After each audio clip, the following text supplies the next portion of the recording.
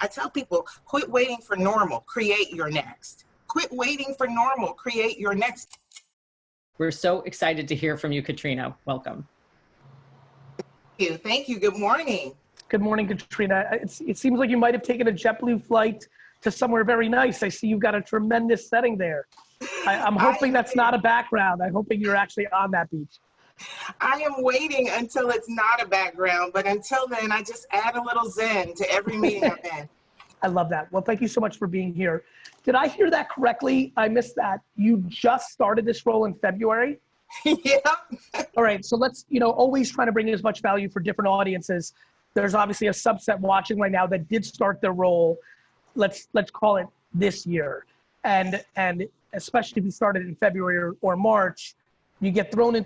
What's been the challenge and what's been the good thing, especially now that you're into your career a little bit, you have context of actually starting a new role in this pandemic? What's been the biggest challenge and what's been the biggest surprise of of maybe a benefit that you would have never imagined if I said to you as a genie, hey, you're going to start this new role and then you're going to be not interacting physically with any of your teammates for 6 months, a year. What's stood out so far? Well, the fun thing has been I've gotten to know a lot more people quicker. The pandemic forced us all to the table to work together much more rapidly than, the normal onboarding where you meet a person, you come back, you meet another person, and they put you on this schedule. No, the pandemic said we're all in this together. And so I got to meet a lot of incredibly smart, talented people. I've gotten to source talent from unexpected places because all ideas have been important. It's been a really wonderful, highly creative time.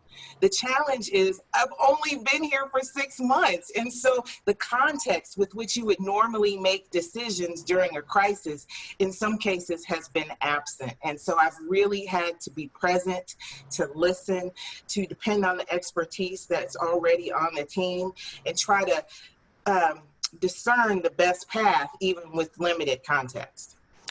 Talk to me, thank you. Talk to me about your incredible career. I just want to set the tone and then we can go into some more specific questions just to give the audience some context. Yeah, you know what? I've just been having fun my whole life. Good answer.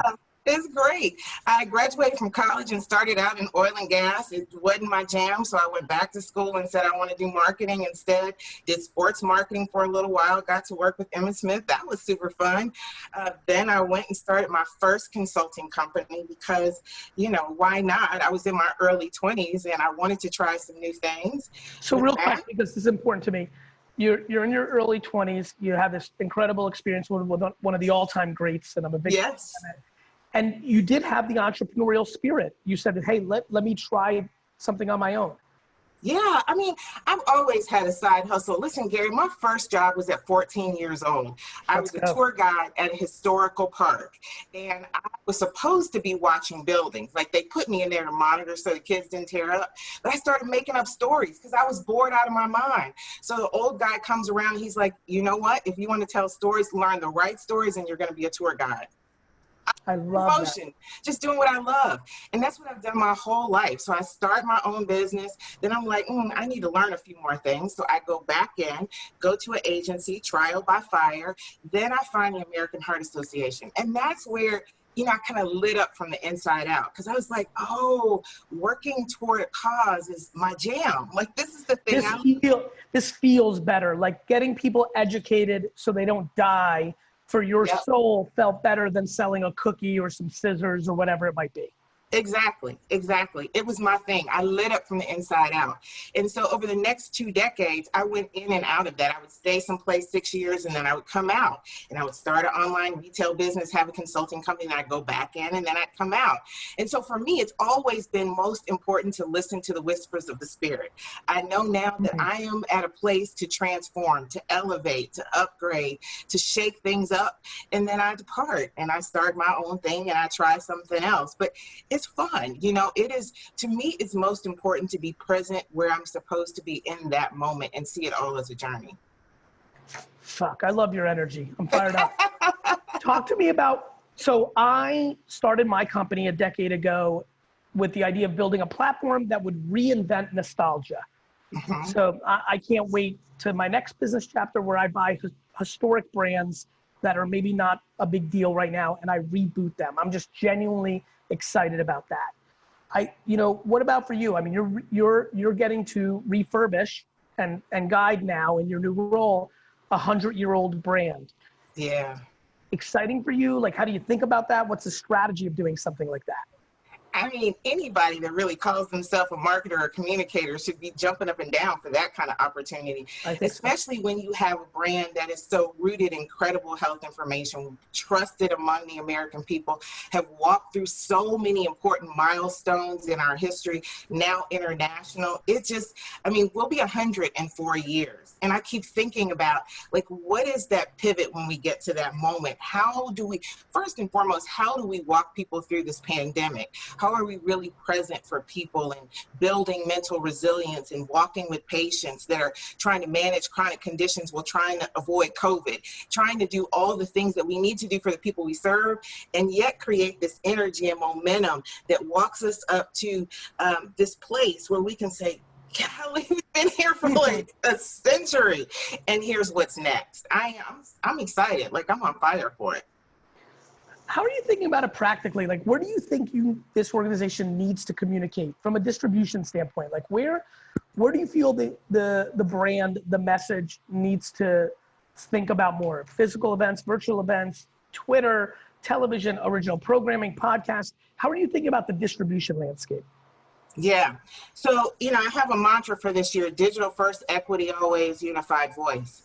That we get more to the point where we create native digital experiences, not just content. I mean, we've been great at pushing content. We have amazing content. You want to know how to manage your blood pressure? It's there. If you want to know how to lose weight, it's there. All of that is there. But I want to create experiences so that community is not defined by zip code, but by interests, beliefs, and desires. Because I think that's where the opportunity for us is. No nonprofit worth their salt should be trying to figure out how to have in-person events. I mean, that's the bread and butter of what has carried the industry through from a fundraising perspective. But we have to reimagine that whole approach and look at what are people willing to support right now? How can I be a solution in their life that inspires them to be a hero in our story and a hero in their own story? Those are the kind of challenges I'm looking at now. We have beautiful new shows that have been launched on YouTube and Facebook. One called House Calls that brings real doctors and real talk. We take real-time questions from people so we can be of the now. And I love that experience, because there's nothing like hearing from the people you serve in real time. They'll tell you what's important. They'll tell you what you want to do and really inform where you should go next. I'm enjoying this so much. Katrina, first of all, Andre, I need to hang out with this woman. So can you please work on that in real life? Katrina, what's the biggest thing you've learned personally what's the newest addition to your incredible tool belt from a practical standpoint? One of the things I know, we have a lot of people watching this that are CMOs and CEOs of Fortune 5000 companies. And I'm hearing from a lot of them that are watching because at first they viewed me as crazy. Now they're starting to understand there's a little bit of something there. Just really genuinely curious, biggest insight or learning you've had in the last 5 years within digital, AKA, oh, this is a good way to do podcast advertising, or, oh my God, the new OTT ads that I can be running on Hulu. A very specific or platform oriented, or I'm fascinated about TikTok. We can get these teenage girls to help their grandmas. Like, anything hit you? When I say to you last 2-3 years, something that's really been added to your tool belt as a marketer, anything stand out practically?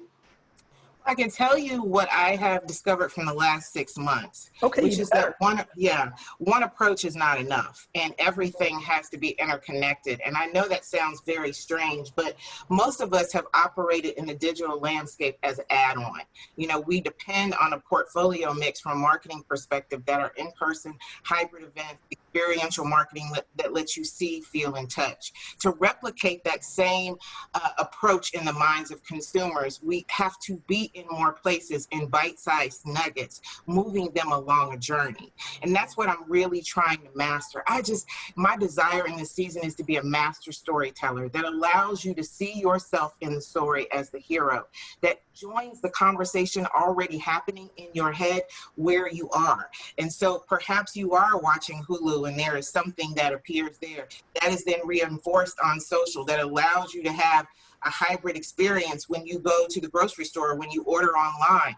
I mean, it has to be a full 360 in a digital format in a way that we weren't operating before, because this is not add-on. This is, you know, I tell people, quit waiting for normal, create your next. Quit waiting for normal, create your next, because this is it. Like, you know, something happened to me in July, Gary.